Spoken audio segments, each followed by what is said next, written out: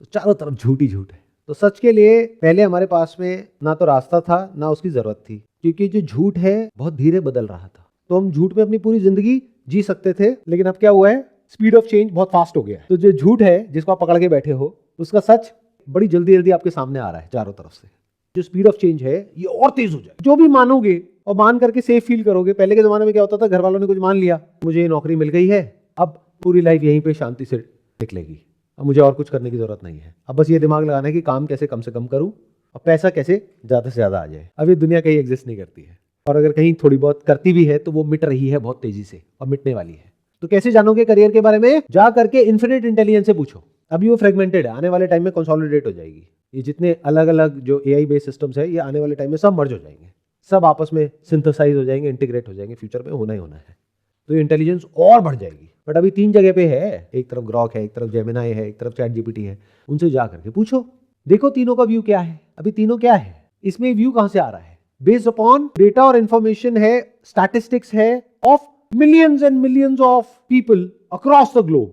तो उसके बेस पे निकल करके आ रहा। तो वहां पर आपको कुछ कॉमन नजर आएगा तीनों में, और कुछ अलग अलग नजर आएगा। जो अलग आए उसको छोड़ दो, क्योंकि वहां पे फिर ह्यूमन बायस बीच में आ गया, क्योंकि डेटा भी आया तो कहीं ना कहीं से ह्यूमन के थ्रू ही है ना, information. But the most interesting part here is that now it has got the capability to reason and to think. तो लेट इट थिंक। उसको बोलो आप सोचो, सर्च मत करो, don't do deep search, do deep thinking, let it think for you.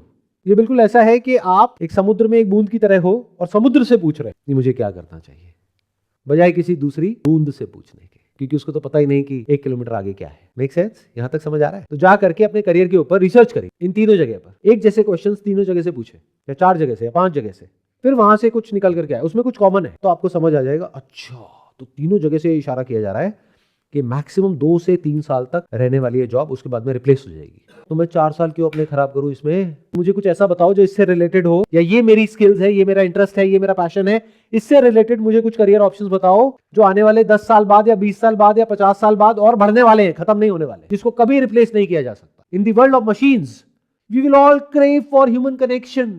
तो आपकी intelligence की वैल्यू तो खत्म हो जाएगी, इमोशंस की बढ़ जाएगी, क्योंकि ये वॉइड बड़ा हो जाएगा। एक ऐसी दुनिया जहां पर आपकी फाइनाइट इंटेलिजेंस, जिसको यूज करके आपको नौकरी मिलती थी, वहां से पैसा मिलता था, अब उसकी कोई वैल्यू नहीं रह जाएगी आने वाले टाइम में, क्योंकि आपसे लाखों करोड़ों गुना ज्यादा इंटेलिजेंट एक सिस्टम डेवलप हो चुका है और वो बहुत तेजी से ग्रो कर रहा है। जो चीज सीखने में आपको 10-20 साल लगेगा, वो उसके लिए 10 सेकंड का खेल है।